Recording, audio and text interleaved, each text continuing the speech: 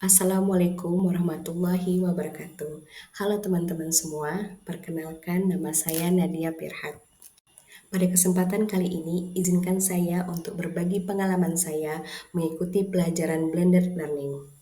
Di mana blended learning ini terdiri dari dua metode, yaitu metode synchronous dan asynchronous. Synchronous adalah metode pembelajaran yang dilakukan secara langsung atau tatap muka daring di tempat yang berbeda, namun dilakukan pada waktu yang sama.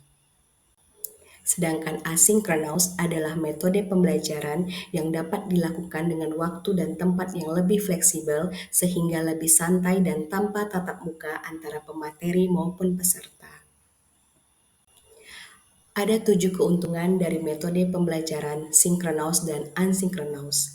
Yang pertama adalah meningkatkan interaksi, yang kedua meningkatkan keterlibatan peserta, yang ketiga waktu pembelajaran yang lebih fleksibel, yang keempat biaya cenderung hemat, yang kelima lebih efektif dan efisien, yang keenam bisa mengikuti lebih dari satu kali pembelajaran dalam waktu bersamaan, dan yang ketujuh bisa mengembangkan inovasi di bidang teknologi.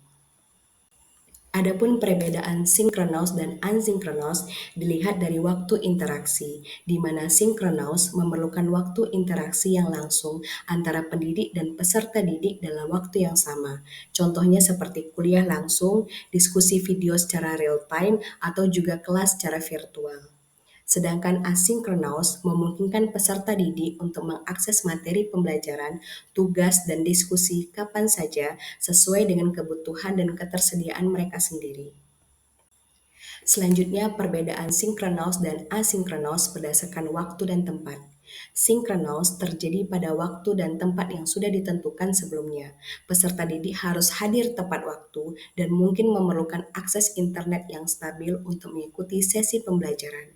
Sedangkan asinkronous memberikan fleksibilitas waktu dan tempat kepada peserta didik. Mereka dapat mengakses materi pembelajaran dan berpartisipasi dalam diskusi kapan saja dan di mana saja selama mereka memiliki akses ke platform pembelajaran yang sesuai.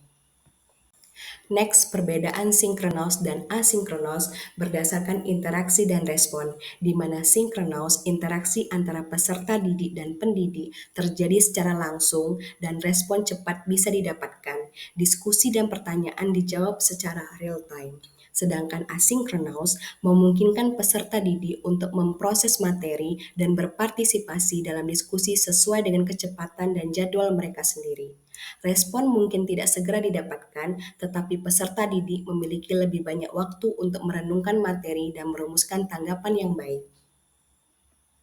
Selanjutnya, perbedaan sinkronous dan asinkronous berdasarkan tingkat keterlibatan, di mana sinkronous dapat meningkatkan tingkat keterlibatan karena interaksi langsung antara pendidik dan peserta didik. Diskusi yang terjadi secara langsung juga meningkatkan keterlibatan. Sedangkan asinkronous memerlukan lebih banyak inisiatif dari peserta didik untuk tetap terlibat dalam pembelajaran. Namun, fleksibilitas waktu yang lebih besar dapat membantu peserta didik mengatur waktu mereka dengan lebih agar fokus ke pembelajaran. Sinkronous dan asinkronous pasti memiliki kelebihan dan kekurangan masing-masing. Mari kita bahas. Yang pertama kita bahas adalah sinkronous, di mana kelebihan dari sinkronous ada 4, yaitu pembelajaran dua arah, lebih interaktif dan komunikatif, materi langsung dari pendidik, dan dapat mengajukan pertanyaan langsung. Sedangkan kekurangannya ada 4 juga, yaitu akses internet harus stabil dan kuat, biaya dan tempat untuk internet stabil, waktu tidak fleksibel, dan energi ekstra lama untuk menatap layar.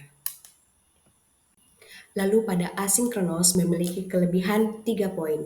Yang pertama, belajar di mana dan kapan saja, belajar lebih mandiri dan lebih santai dan tidak banyak biaya. Akan tetapi, kekurangan dari asinkronous yaitu tergantung kemandirian dan motivasi peserta didik. Nah, pada pembelajaran latsar ini, saya telah mengikuti 2 sekaligus metode tersebut, yaitu sinkronous dan asinkronous, di mana dari situs https://asnpintar.lan.go.id ini, saya bisa mengakses dari secara sinkronous dan asinkronous materi secara fleksibel dan secara mudah juga bisa kita dapatkan antara pemateri dan juga pendidik bisa saling menerima maupun juga mentransfer ilmunya. Begitu juga dengan pemberian tugas dari pemateri ke peserta didik juga bisa dan lebih mudah. Baik, akhir kata saya ucapkan terima kasih. Semoga berbagi pengalaman ini bisa memberikan manfaat bagi kita semua. Wassalamualaikum warahmatullahi wabarakatuh.